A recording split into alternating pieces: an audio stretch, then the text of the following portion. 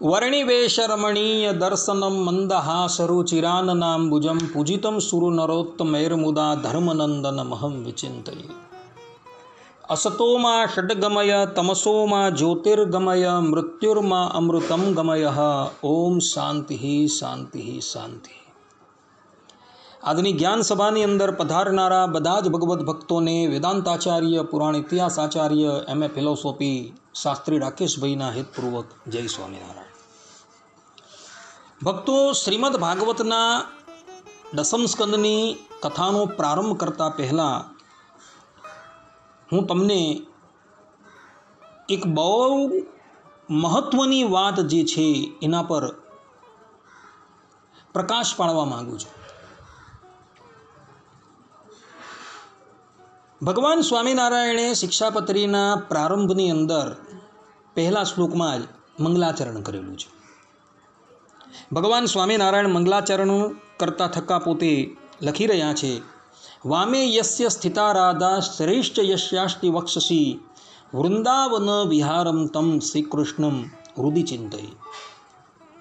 અર્થાત હું જે તે મારા હૃદયને વિશે શ્રીકૃષ્ણ ભગવાનનું ધ્યાન કરું છું કે શ્રીકૃષ્ણ ભગવાન કેવા છે, તો જેના દાબા પડખાને વિશે રાધી ગાજી રહ્યા છે અને જેના વક્ષસ્થળ વિશે લક્ષ્મીજી રહ્યા છે અને વૃંદાવનને વિશે વિહારના કરનારા છે।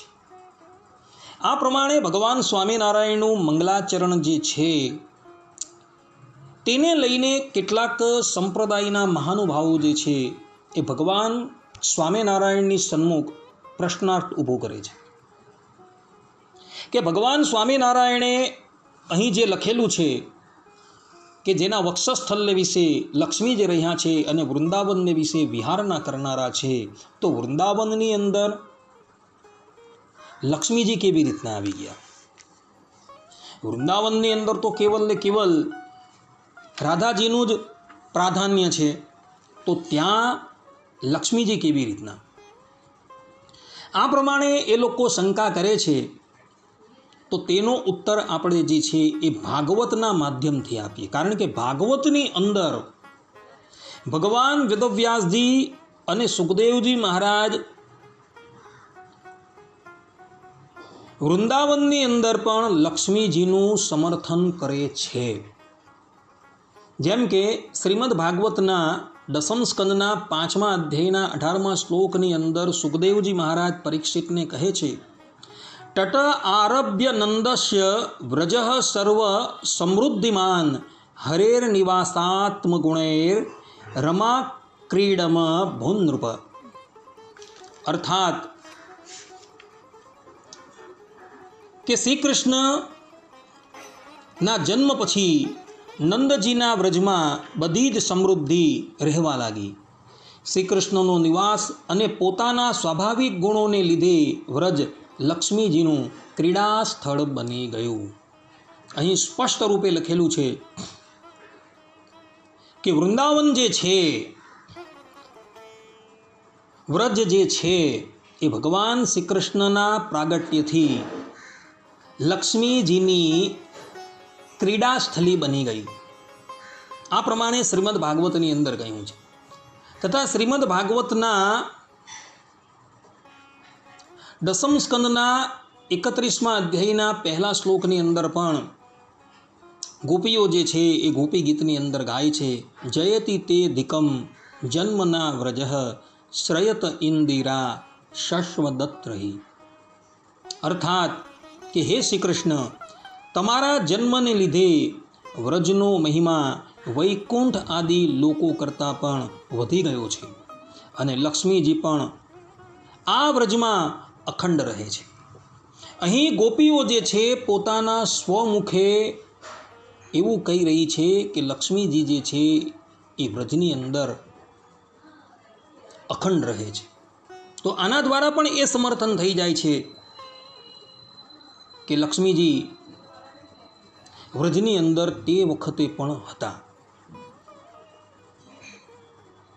આ ઉપરાંત શ્રીમદ ભાગવતના દસમ સ્કંદના 29મા અધ્યાયના 39મા શ્લોકની અંદર પણ ગોપીઓ જે છે એ ભગવાન શ્રી કૃષ્ણને કહે છે, દત્તાભયમ ચ ભુજદંડ યુગમ વિલોક્ય વક્ષ શ્રિય કર્મણમ ચ ભવામ દાસ્ય. અર્થાત શરણાગતોને અભયદાન કરનારી તમારી ભુજાઓને અને લક્ષ્મીજીના ક્રીડા સ્થળ જેવા તમારા વક્ષસ્થળને દેખીને અમે બધી તમારી દાસી થઈ ગઈ છીએ. અહીં પણ સ્પષ્ટ રૂપે એવું પ્રતિપાદન કરવામાં આવેલું છે કે શ્રી કૃષ્ણ ભગવાનના વક્ષસ્થળની ઉપર લક્ષ્મીજી રહેલા છે અને શ્રી કૃષ્ણ ભગવાન જ્યારે વ્રજની અંદર પ્રગટ થયા ત્યારે પણ એ લક્ષ્મીજી એમના વક્ષસ્થળની ઉપર હતા. એટલે વ્રજની અંદર ભગવાન શ્રી કૃષ્ણ જે પ્રગટ થયા ત્યારે લક્ષ્મીજી પણ એમની સાથે હતા એવું ગોપીઓ જે છે એ સ્પષ્ટ રૂપે કહી રહી છે. શ્રીમદ ભાગવતના દસમ સ્કંદના 47મા અધ્યાયના 20મા શ્લોકની અંદર જે અધ્યાય ભ્રમર ગીતના નામથી ઓળખાય છે તેની અંદર પણ ગોપીઓ જે છે એ આ બાબતનું સમર્થન કરે છે. અર્થાત કે વ્રજની અંદર લક્ષ્મીજી હતા એનું સમર્થન એવો ભ્રમર ગીતની અંદર પણ કરે છે. જેમ કે ગોપીઓ જે છે એ ઉદ્ધવજીને સંભળાવતા થકા પોતે કહે છે, નયસી કથમિહાસ્માન દુસ્ત્યજદ્વંદ્વ પાર્શ્વમ સતતમુર શ્રી સૌમ્ય શ્રીર્વધુ શાકમાસ્તે. અર્થાત હે સૌમ્ય, પ્રિય ભ્રમર, તું અમને કૃષ્ણ પાસે શા સારું લઈ જાય છો? તેની પાસે જઈને પાછા આવવું ઘણું કઠિન છે, કારણ કે કૃષ્ણના વક્ષસ્થળ ઉપર તો તેની પ્યારી પત્ની લક્ષ્મીજી સદાય રહે જ છે ને. આ પ્રમાણે અહીં પણ ભ્રમર ગીતની અંદર પણ સ્પષ્ટ રૂપે એ બાબતનું પ્રતિપાદન કરવામાં આવેલું છે કે ભગવાન શ્રી કૃષ્ણના વક્ષસ્થળની ઉપર લક્ષ્મીજી જે છે એ અખંડ રહ્યા છે ને એક ક્ષણ માટે એનાથી દૂર થતા નથી. એટલે વ્રજની અંદર જ્યારે શ્રી કૃષ્ણ ભગવાન પ્રગટ થયા ત્યારે પણ એ લક્ષ્મીજી ભગવાન શ્રી કૃષ્ણના વક્ષસ્થળની ઉપર હતા અને જ્યારે ભગવાન શ્રી કૃષ્ણ ત્યાંથી મથુરા અને દ્વારકા ગયા ત્યારે પણ એ લક્ષ્મીજી એમના વક્ષસ્થળની ઉપર હતા. એટલે જે લોકો એવું કહી રહ્યા છે કે વૃંદાવનની અંદર અર્થાત કે વ્રજની અંદર લક્ષ્મીજી નથી, તો તેણે આ બધા પ્રમાણો જે છે એ જોવાની ખાસ જરૂર છે. આ ઉપરાંત શ્રીમદ ભાગવતના દસમ સ્કંદના 23મા અધ્યાયના 46મા શ્લોકની અંદર પણ આ બાબતનું સમર્થન થયું છે. શ્રીમદ ભાગવતના દસમ સ્કંદના 47મા અધ્યાયના 13મા શ્લોકની અંદર પણ આ બાબતનું સમર્થન થયું છે અને ત્યાં સ્પષ્ટ રૂપે કહ્યું છે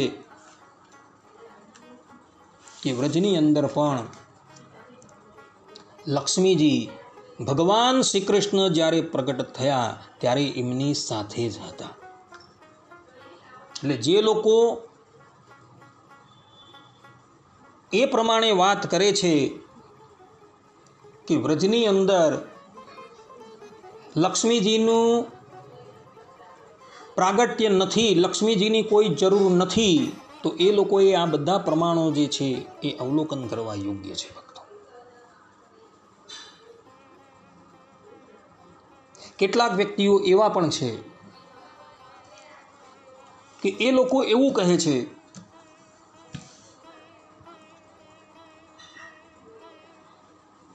કે મથુરાના શ્રી કૃષ્ણ ભગવાન જે છે એ ભિન્ન છે,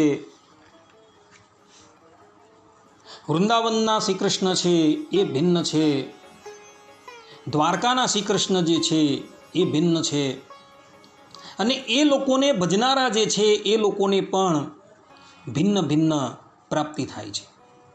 પરંતુ આ વાત પણ જે છે એ શાસ્ત્રને માન્ય નથી. ભગવાન સ્વામિનારાયણે શિક્ષાપત્રીની અંદર એને માટે બહુ જ સુંદર શ્લોક લખેલા છે. ભગવાન સ્વામિનારાયણ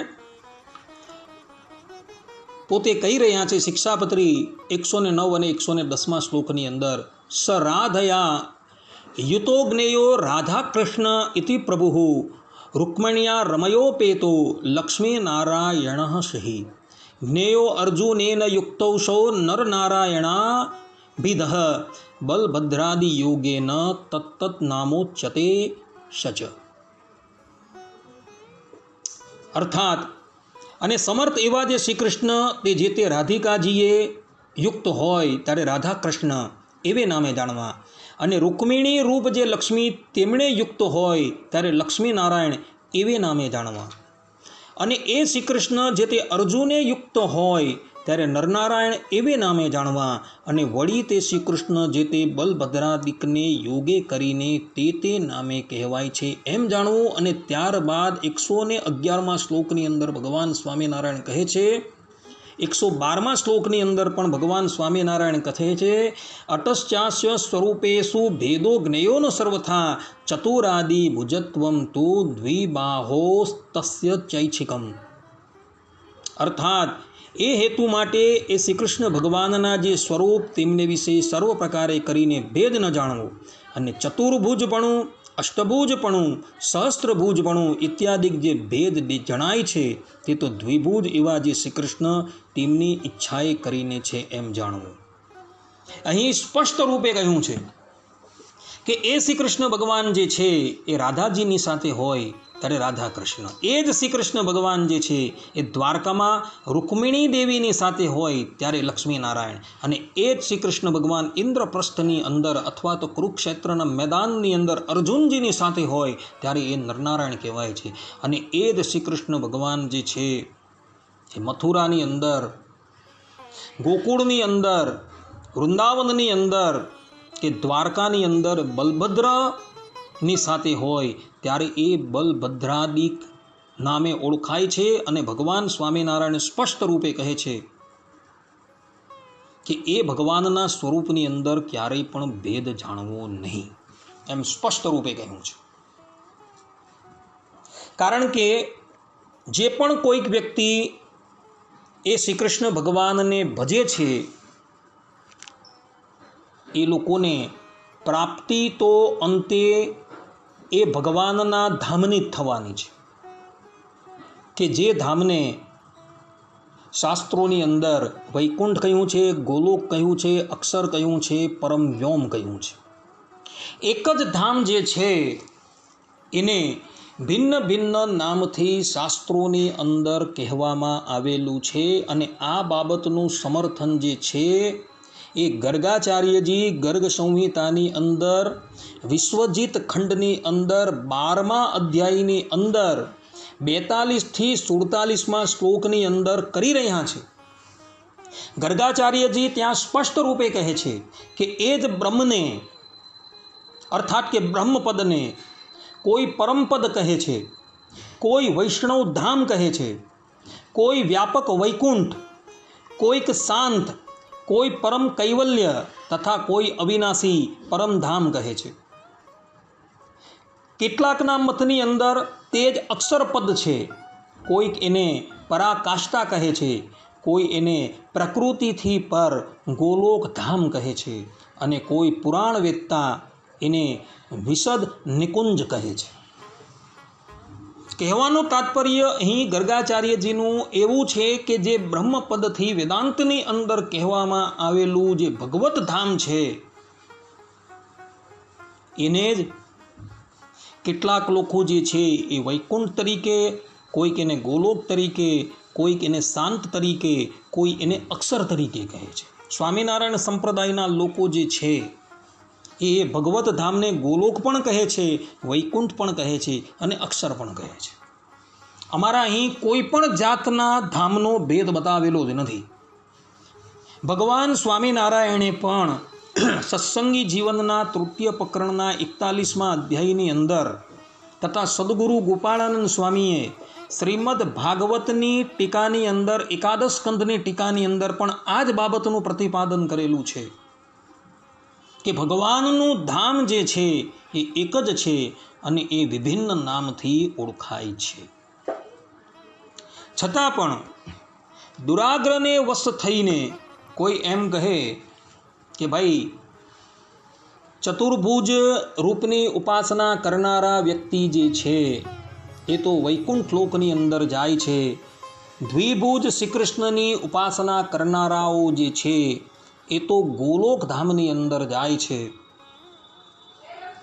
તો એ લોકોને કહેવાનું કે ભાઈ નંદ આદિક જે ગોપ જે છે એ લોકોને પણ ભગવાન શ્રી કૃષ્ણ જે છે એ અંતકાળે પોતાના વૈકુંઠ ધામની અંદર જ લઈ ગયા છે. શ્રીમદ ભાગવતના 18,000 શ્લોક છે એ 18,000 શ્લોકની અંદરથી એક પણ શ્લોકની અંદર ગોલોકનું વર્ણન આવતું નથી. હા, શ્રીમદ ભાગવતના તૃતીય સ્કંધની અંદર 11મા અધ્યાયના 41મા શ્લોકની અંદર અક્ષરનું વર્ણન આવે છે, પરંતુ કોઈ પણ શ્લોકની અંદર તમે જોજો ગોલોકની વાત કરવામાં આવી જ નથી. અક્ષરની વાત કરવામાં આવેલી છે અને વૈકુંઠની વાત પણ જે છે એ કરવામાં આવેલી છે.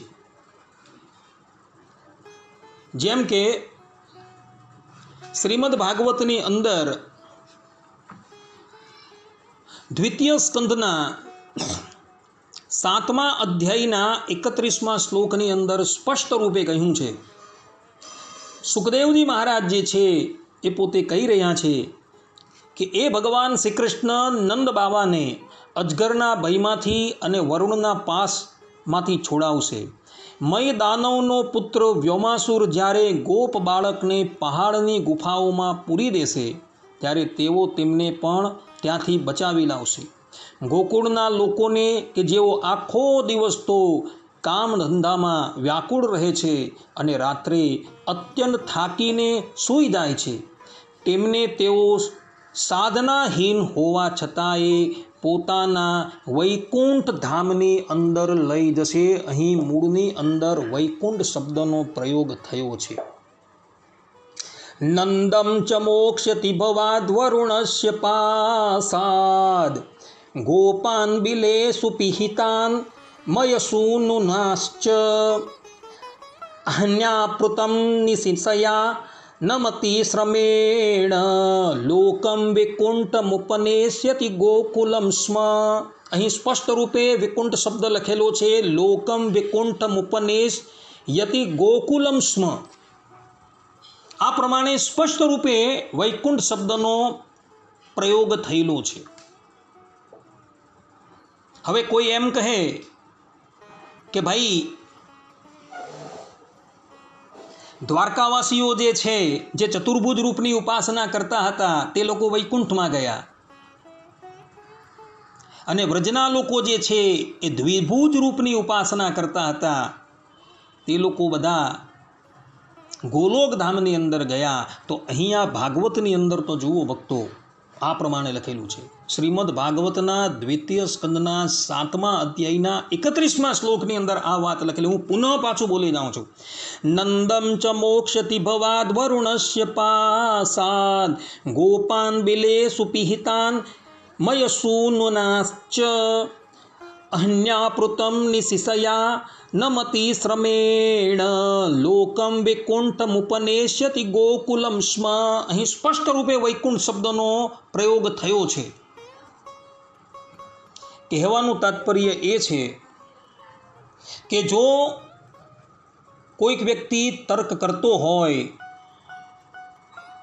તો એને કહેવાનું કે નંદના જે વ્રજના લોકો હતા એ બધા પણ વૈકુંઠ ધામની અંદર જ ગયા છે. કે જે વૈકુંઠ ધામને ગર્ગાચાર્યજી ગર્ગ સંહિતાની અંદર વિશ્વજીત ખંડના 12મા અધ્યાયની અંદર વૈકુંઠ તરીકે, પરમપદ તરીકે, અક્ષર તરીકે બ્રહ્મપદ તરીકે સંબોધે છે.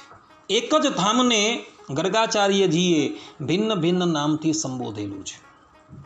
એટલે જે દાર્શનિકકારો, જે મતપંથીઓ એવી વિચારસરણી ધરાવે છે કે દ્વારકાવાસીઓને વૈકુંઠ લોકની પ્રાપ્તિ થઈ, કારણ કે એ લોકો ચતુર્ભુજ રૂપની ઉપાસના કરે છે, અને વ્રજના લોકોને ગોલોક ધામની પ્રાપ્તિ થઈ, તો એ લોકોને આ બધા શ્લોકો જે છે એ ધ્યાનથી વાંચવા જરૂરી છે. શ્રીમદ ભાગવતનું પ્રમાણ છે અને ગર્ગ સંહિતાનું પણ પ્રમાણ આપણી સન્મુખ ઉપસ્થિત છે. અને શ્રીમદ ભાગવત જે છે એ પ્રમાણોની અંદર સર્વોત્તમ પ્રમાણ છે. સ્વામિનારાયણ સંપ્રદાયના અનુયાયીઓ છે એ શ્રીમદ ભાગવતને સર્વોત્તમ પ્રમાણ તરીકે સ્વીકારે છે. ભગવાન સ્વામિનારાયણે પણ વચનામૃતની અંદર આ બાબતનું સમર્થન કરેલું છે. અને રઘુવીરજી મહારાજ જે ભગવાન સ્વામિનારાયણના પુત્ર હતા, તેમણે શિક્ષાપત્રીની ટીકા એટલે કે ભાષ્યની અંદર આ બાબતનું સમર્થન કરેલું છે કે આમ જોવા જાય તો વેદ જે છે એ પ્રમાણોની અંદર પરમ પ્રમાણ છે, પરંતુ ભાગવત શા માટે પરમ પ્રમાણ છે તેનો ખુલાસો આદિ આચાર્યએ અમારા કરેલો છે કે ભાઈ વેદની અંદર ભગવાન શ્રી કૃષ્ણના જે ગુણો જે છે એ ગુણોનું પ્રાગટ્ય બતાવેલું નથી. એ બધા ગુણો ભગવાનની અંદર હોવા છતાં પણ એ સુષુપ્તિ અવસ્થાની અંદર છે. જ્યારે ભગવાન શ્રી કૃષ્ણના એ બધા જ ગુણોનું પ્રાગટ્ય જે છે એ ભાગવતની અંદર જોવા મળે છે. કારુણ્ય, સૌશલ્ય, ઔદાર્ય, જ્ઞાન, બલ, વીર્ય, ઈશ્વરી શક્તિ, તેજ, આ બધા જ ગુણો જે છે એ ભાગવતની અંદર પ્રગટ થયેલા જોવા મળે છે. એટલે માટે સ્વામિનારાયણ સંપ્રદાયના અનુયાયીઓ જે છે એ ભાગવતને પરમ પ્રમાણ તરીકે ગ્રહણ કરે છે. આ વાત ભાષ્યની અંદર લખેલી છે. ભક્તો, કહેવાનું તાત્પર્ય એ કે તમે કોઈ પણ રૂપની ઉપાસના કરતા હો, ચતુર્ભુજ રૂપની, દ્વિભુજ રૂપની, અષ્ટભુજ રૂપની, સહસ્ત્રભુજ રૂપની, તમને પ્રાપ્તિ કેવલ ને કેવલ ભગવાનના ધામની જ થવાની છે. જે ભગવાનના ધામને ગર્ગાચાર્યજી ગોલોક તરીકે કહે છે, વૈકુંઠ તરીકે કહે છે, અક્ષર તરીકે કહે છે, પરમ પદ તરીકે કહે છે, પરમ વ્યોમ તરીકે કહે છે. માટે ભક્તો, એવા મતપંથીઓ જે સમજણ ધરાવે છે કે દ્વારકાવાસીની ઉપાસના કરવાથી વૈકુંઠ લોકની પ્રાપ્તિ થાય, વ્રજના ઠાકોરની ઉપાસના કરવાથી ગોલોક ધામની પ્રાપ્તિ થાય, એ લોકોની સમજણને ગર્ગાચાર્યજી જે છે એ અમાન્ય કરે છે.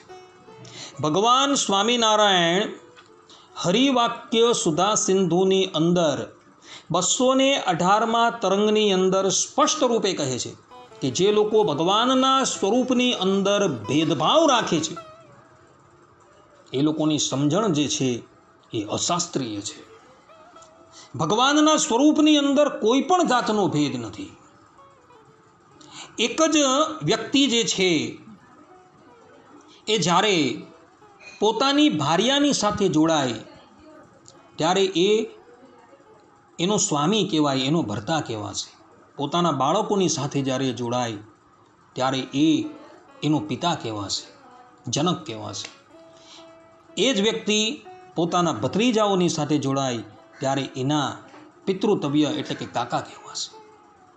અને એ જ વ્યક્તિ પોતાના ભાણેજોની સાથે જોડાય છે, દોહિત્રોની સાથે જોડાય છે, ત્યારે એના માતુલ અર્થાત કે મામા તરીકે સંબોધાય છે. વ્યક્તિ એક જ છે, પરંતુ કેવલ સ્થાનકને લઈને અને સંબંધીઓને લઈને એ ભિન્ન ભિન્ન નામથી ઓળખાય છે. વ્યક્તિની અંદર કોઈ પણ જાતનો ભેદ નથી.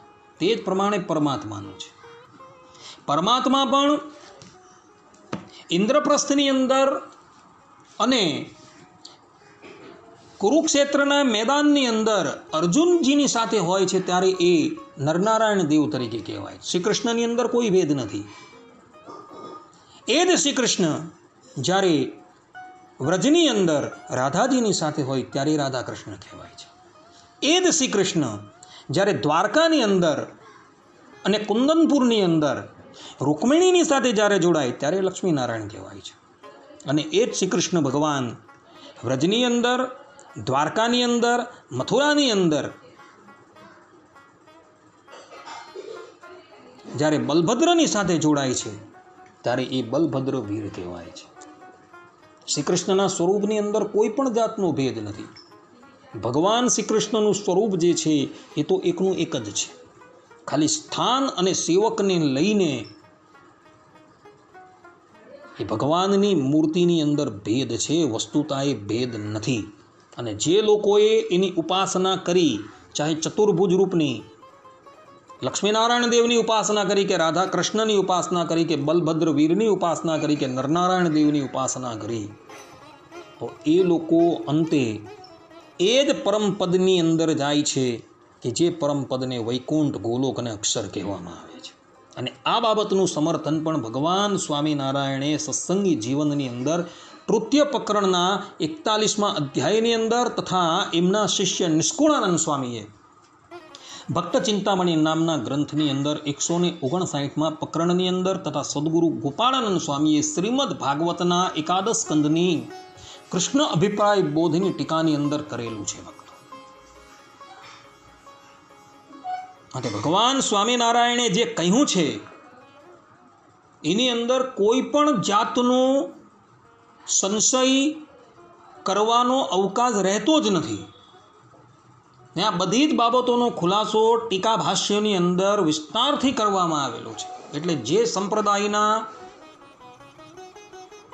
વિદ્વાનોએ આ બાબતની અંદર કોઈ સંશય હોય તો સંપ્રદાયના માન્ય પ્રબંધો જે છે ટીકા ભાષ્ય શિક્ષાપત્રીના એ જોઈ લેવા.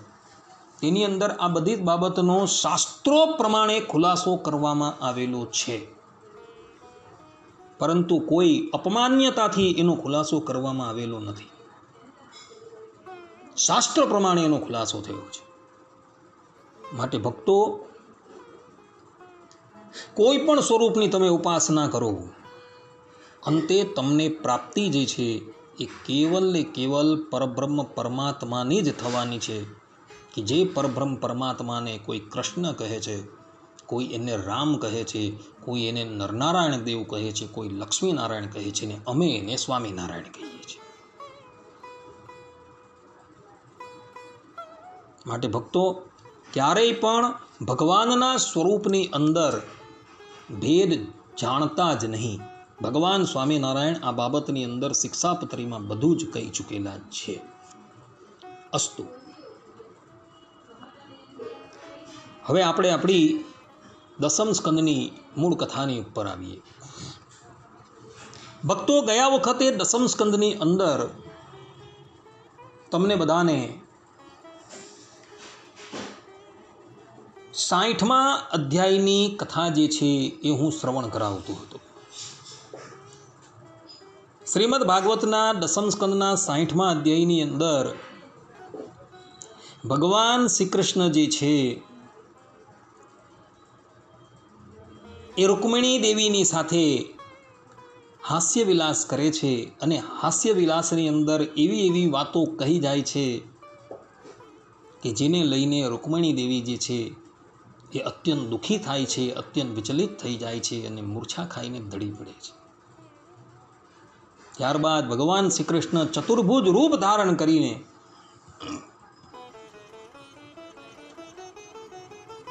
રૂકમિણી દેવીને ઉઠાવે છે, એમની મૂર્છા દૂર કરે છે, એમના મુખની ઉપર જે પરસેવો હતો તેને પણ ભગવાન પહોંચે છે. ત્યારબાદ ભગવાન શ્રી કૃષ્ણને રૂકમિણી દેવી જે વાત કહી રહ્યા હતા એ વાતની આપણે ચર્ચા કરતા હતા. અને એ જે છે એ વાત શ્રીમદ ભાગવતની અંદર પ્રણય ગીતના નામથી ઓળખાય છે. શ્રીમદ ભાગવતના રસિકજનો જે છે એને પ્રણય ગીત તરીકે કહે છે. એક પછી એક આપણે 4 શ્લોકની ચર્ચા કરી આવેલા હતા. આજે આપણે પુનઃ એ જ ચર્ચાને જે છે એ અગાડી વધારીએ છીએ. રૂકમણી દેવી ભગવાન શ્રી કૃષ્ણને કહે છે, ત્વમ વૈ સમસ્ત પુરુષાર્થમય ફલાત્મા યદ્વાંછયા સુમતયો વિસૃજંતિ કૃષ્ણમ તેસાં વિભો સમુચિતો ભવતઃ સમાજ પુંસ સ્ત્રિયાશ્ચ રતયો સુખ દુઃખિનોર્નઃ. અર્થાત રૂકમણી દેવી ભગવાનને કહે છે કે જગતમાં જીવને માટે જેટલા પણ ઈચ્છવા યોગ્ય પદાર્થ છે, ધર્મ, અર્થ, કામ અને મોક્ષ, તે બધાના રૂપમાં આપ જ પ્રગટ છો. આપ સમસ્ત વૃત્તિઓ, પ્રવૃત્તિઓ, સાધનો, સિદ્ધિઓ અને સાધ્યના ફલ સ્વરૂપ છો. વિચારશીલ પુરુષો આપને પ્રાપ્ત કરવા માટે બધું જ છોડી દે છે. હે ભગવાન, તે જ વિવેકી પુરુષોનો આપની સાથે સંબંધ હોવો જોઈએ, જે લોકો સ્ત્રી પુરુષના સહવાસથી પ્રાપ્ત થનારા સુખ અથવા દુઃખમાં રચ્યા પચ્યા રહે છે, અર્થાત સુખ અથવા દુઃખના વશમાં છે. તેઓ ક્યારેય આપનો સંબંધ પ્રાપ્ત કરવા યોગ્ય નથી. માતા રૂકમણી કહે છે કે જે પણ કોઈક વ્યક્તિ ઇન્દ્રિયોને લાડ લડાવવાની અંદર જ રચ્યો પચ્યો રહે છે, એ લોકો ક્યારેય પણ ભગવાનની પ્રાપ્તિ કરી શકતા નથી. બધી જ ઇન્દ્રિયોને પોતપોતાના વિષયમાંથી નિવૃત્ત કરી ભગવાનની અંદર જોડવી એ જ સિદ્ધાંત વાત છે. કદાચ કોઈ એમ કહે કે અમે લોકો ઇન્દ્રિયોને પોતપોતાના વિષયમાંથી નિવૃત્ત કરવા માટે અસમર્થ છીએ, તો એને માટે પણ ભગવાન સ્વામિનારાયણે વચનામૃતની અંદર બહુ સુંદર ઉપાય બતાવેલા છે કે એ બધી જ ઇન્દ્રિયો જે છે એને ભગવાન સન્મુખ કરી દેવું. કાનથી કેવલ ભગવાનની કથા શ્રવણ કરો, નેત્રથી ભગવાન અને ભાગવતોના દર્શન કરો, હાથથી કેવલ ભગવાનની સેવા કરો, ચરણથી હંમેશા ભગવાનના અને ભગવાનના ભક્તોના મંદિર તરફ ગમન કરો, મુખથી કેવલ ને કેવલ ભગવાનનો પ્રસાદ જે છે એ જ ગ્રહણ કરો.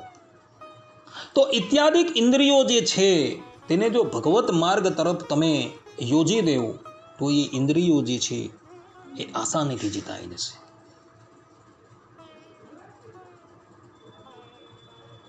કા પરિપૂર્ણ રૂપે ભગવાનના થઈ જાઓ, કા પરિપૂર્ણ રૂપે જગતના થઈ જાઓ. મધ્યની અંદર સ્થિતિ કરનારો વ્યક્તિ ક્યારેય પણ સુખ પ્રાપ્તિ કરી શકતો નથી. આ વાત હું નથી કહેતો, શાસ્ત્રકારો કહે છે. માટે ભક્તો,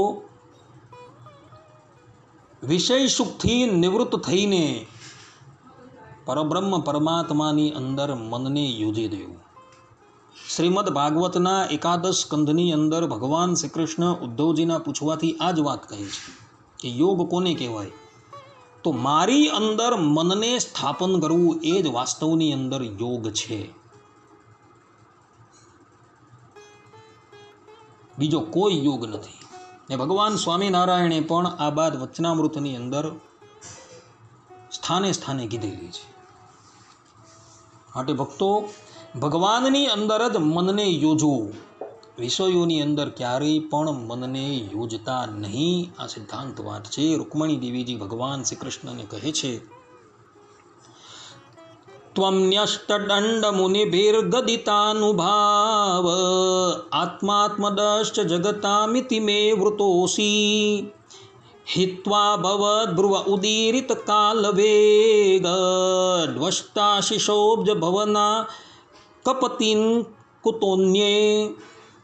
અર્થાત કે બરાબર જ છે કે ભિખારીઓએ આપની પ્રશંસા કરી છે, પરંતુ કયા ભિખારીઓએ?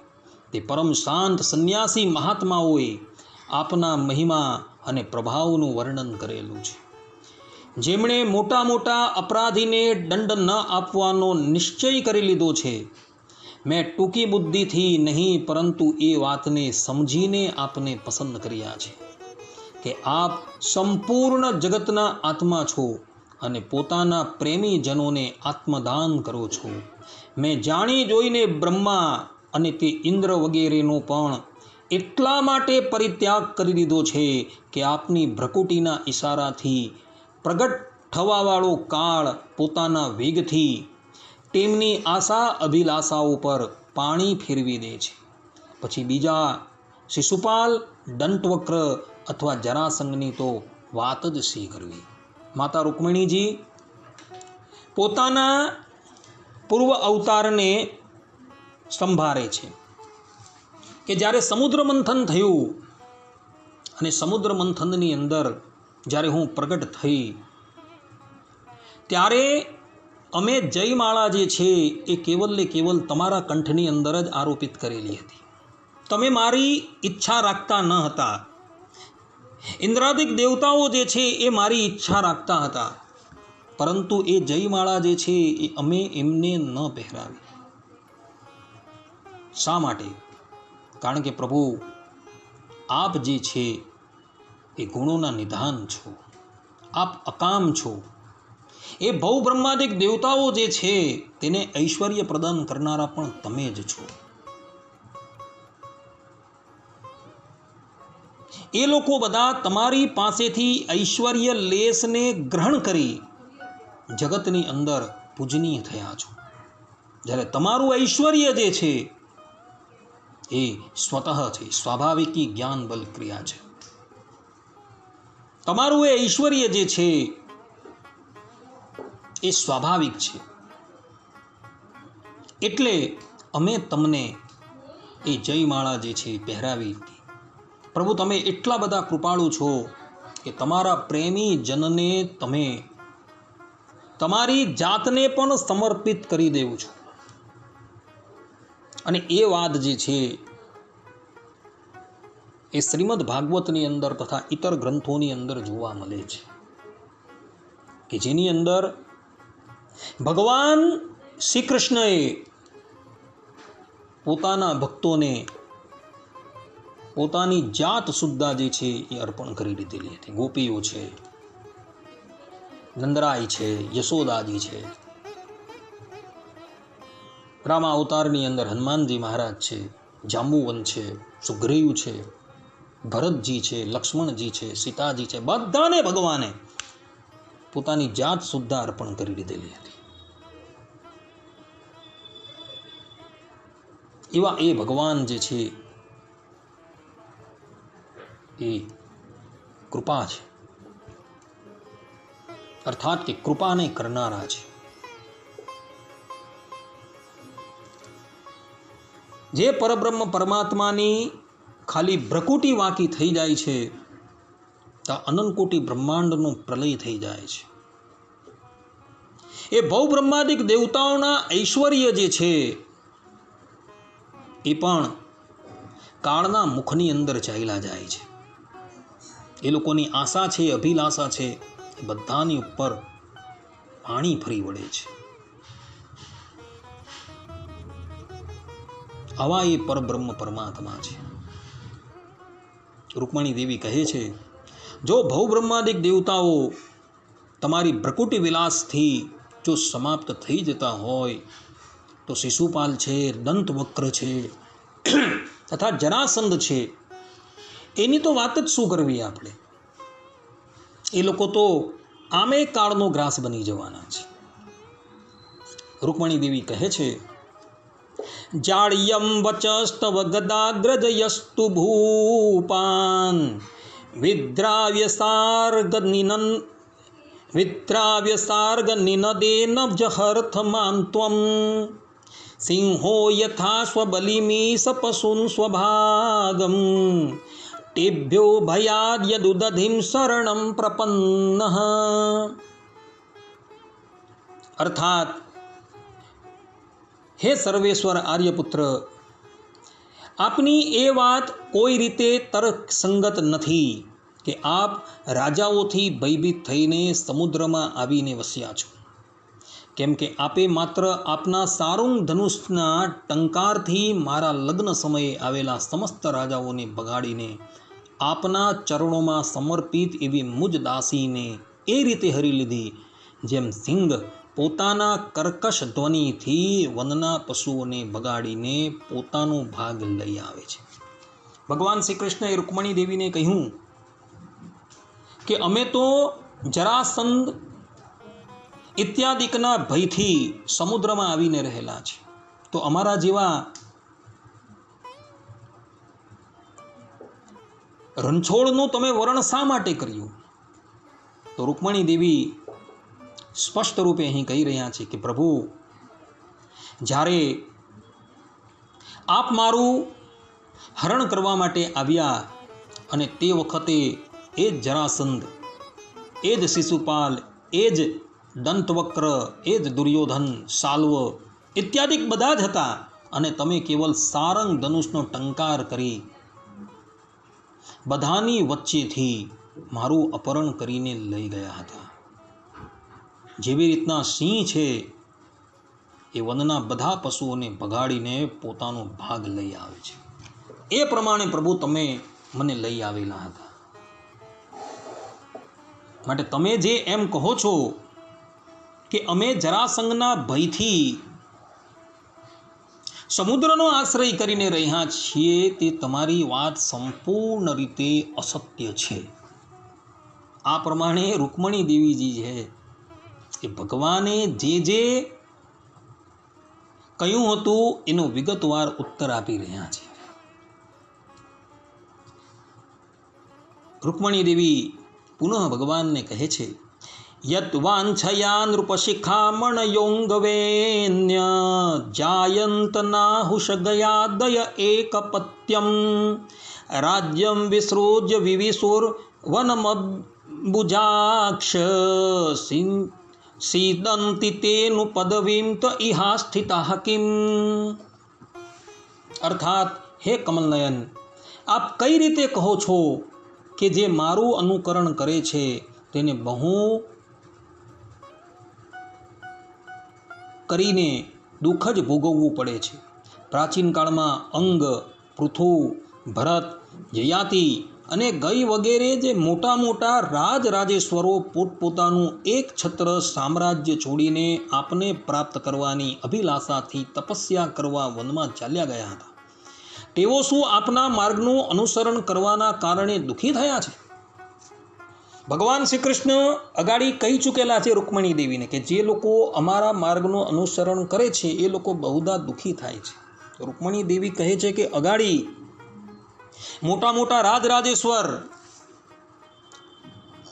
ધ્રુવના વંશની અંદર પ્રગટ થયેલા અંગ, ધ્રુવના વંશની અંદર પ્રગટ થયેલા પૃથુ,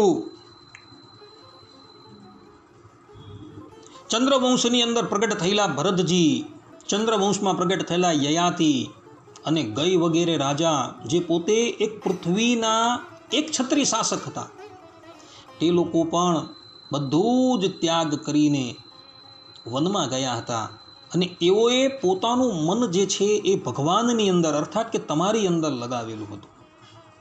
તો એમને એ પરમપદની પ્રાપ્તિ થઈ ગઈ કે જ્યાં ગયેલો વ્યક્તિ યદ ગત્વા ન નિવર્તન્તે તદ્ધામ પરમમ મમ અનાવૃત્તિ શબ્દાત અર્થાત કે જે ધામની અંદર ગયેલો વ્યક્તિ આ સંસારની અંદર પાછો નથી આવતો એ ધામની અંદર એ લોકો ગયા છે. અને આ મૃત્યુલોક કરતાં એ લોકો વધુ સુખી થયા છે.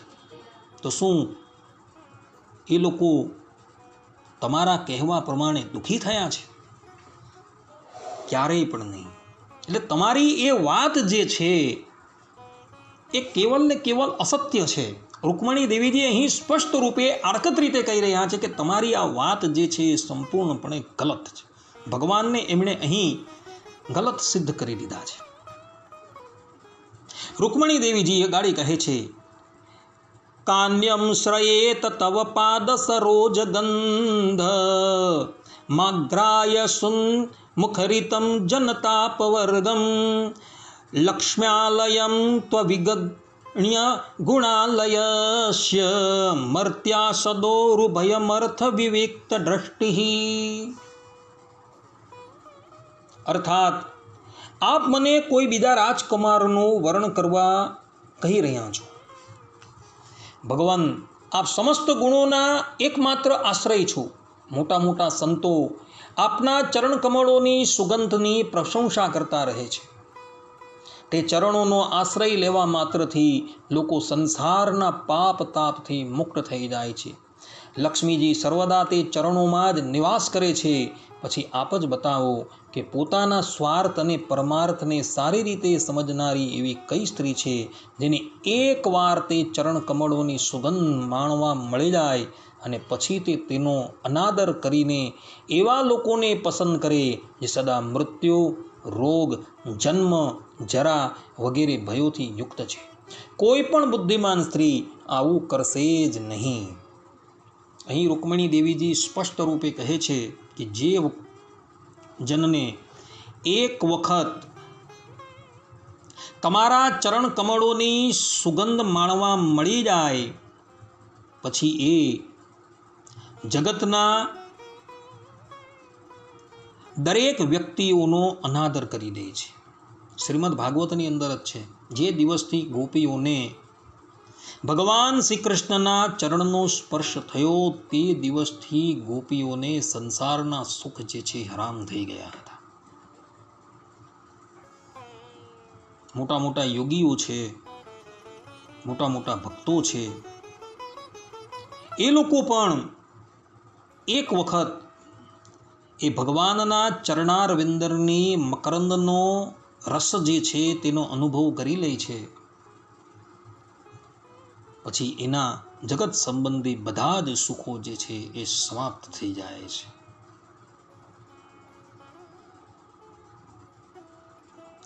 કેવલ ભગવાનના ચરણોનો આશ્રય લેવા માત્રથી જ સંસારના પાપ અને તાપથી જીવાત્માની મુક્તિ થઈ જાય છે. યામુનાચાર્યજી સ્તોત્ર રત્નની અંદર કહે છે કે એક વખત જો ભગવાનના ચરણની અંદર કોઈ પણ મુમુક્ષુએ પોતાનું મસ્તક ઝુકાવી દીધું, એના બધા જ અશુભો જે છે એ ત્યારથી નિવૃત્ત થઈ જાય છે અને એને શુભની પ્રાપ્તિ થઈ જાય છે. એક વખત ખાલી. અને એવો વ્યક્તિ જો ભગવાનના શરણની અંદર જતો રહે તો એ વ્યક્તિ જન્મ મરણના ફેરામાંથી કાયમને માટે મુક્ત થઈ જાય છે. મામે વયે પ્રપદ્યંતી માયા મેતામ તરંતી. ભગવાન ગીતાની અંદર કહે છે, સર્વધર્માન પરિત્યજ્ય મામે કમ શરણમ વ્રજ અહમ ત્વામ સર્વ પાપેભ્યો મોક્ષયિષ્યામિ મા શુચિ. આ પ્રમાણે ગીતાની અંદર ભગવાન પોતે કહી રહ્યા છે કે જે ભગવાનના શરણાપન્ન છે એ લોકો આ સંસાર સાગરથી મુક્ત થઈને એ પરમાત્માના ધામની અંદર જાય છે કે જ્યાં ગયેલો વ્યક્તિ જે છે આ સંસારની અંદર ક્યારેય પણ પાછો આવતો નથી. માટે ભક્તો, પોતાના દુઃખની નિવૃત્તિને અર્થે કેવલ ને કેવલ ભગવાનના ચરણનો આશ્રય રાખજો. જીવાત્મા જેટલા પણ સાધનો કરશે ને એ બધા જ સાધનો પરમાત્માની પ્રાપ્તિને અર્થે ઓછા પડશે.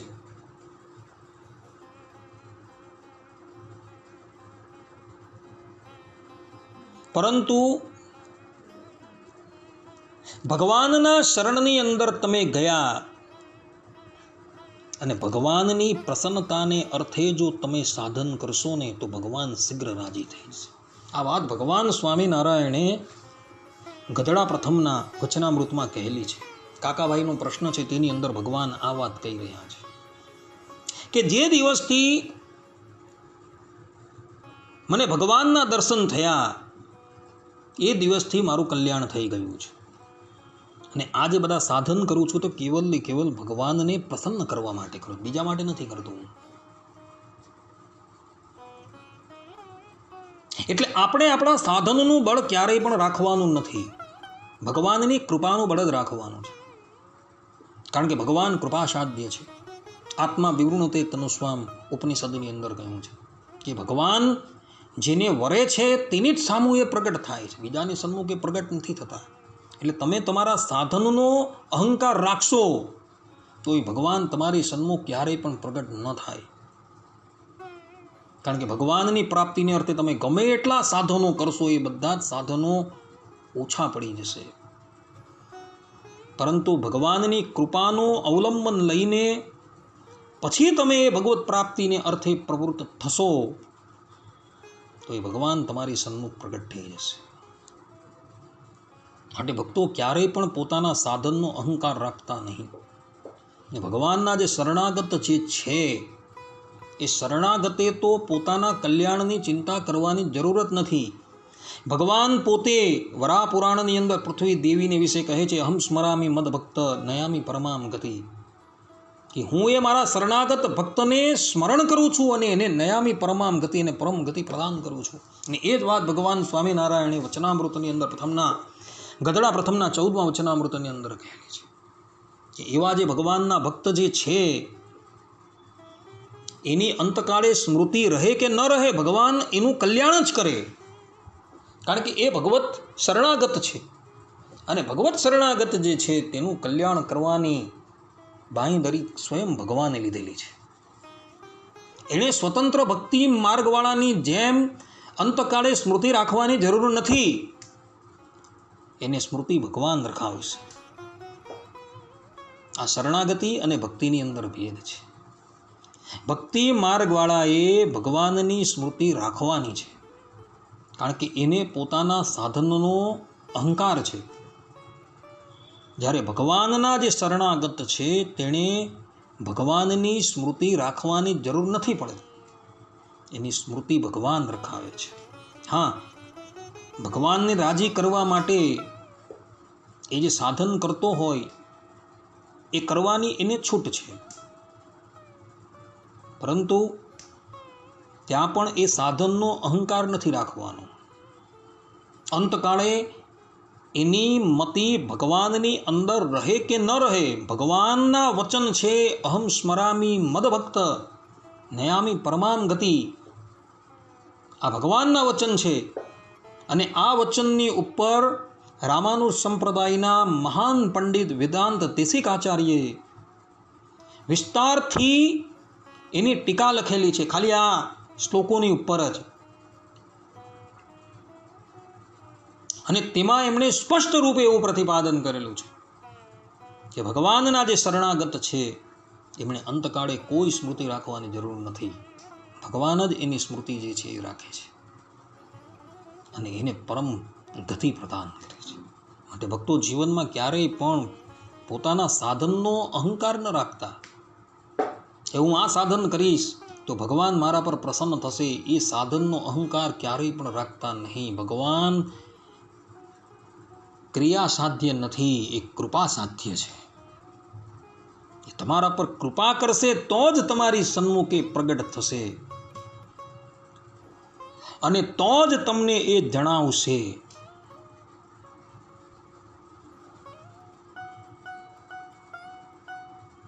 અન્યથા કરોડો યદુવંશની મધ્યમાં રહેનારા એ શ્રી કૃષ્ણ ભગવાને યાદવોને પણ પોતાની ભગવતતા જણાવી નથી અને યાદવો પણ ભગવાનને ઓળખી શક્યા નથી. આ વાત શ્રીમદ ભાગવતની અંદર તૃતીય સ્કંધની અંદર ઉદ્ધવજી અને વિદુરજીના સંવાદની અંદર જોવા મળે છે. યાદવો પણ ભગવાનને ઓળખી ન શક્યા. તો જાનત તુમ હી હોત જનાઈ, તુલસીદાસજી કહી ગયા છે એ ભગવાનની કૃપા હોય તો જ એ ભગવાનને તમે જાણી શકો, અન્યથા તમે જાણી ન શકો. આ સિદ્ધાંત વાત છે. આટલું કહીને આજની આ કથાને હું અહીં વિરામ આપું છું. સર્વે સંતો નિરામય સર્વે સુખીનો ભવંતુ સર્વે ભદ્રાણી પશ્યંતુ માં કશ્ચિત દુઃખ ભાગ ભવે અસ્તુ. જય સ્વામિનારાયણ. હજુ પણ પ્રણય ગીતની અંદર રૂકમણીજી ભગવાન શ્રી કૃષ્ણને ઘણું કહેશે, પરંતુ સમયનો અભાવ હોવાથી આ કથાને હું અહીં વિરામ આપું છું. જય સ્વામિનારાયણ.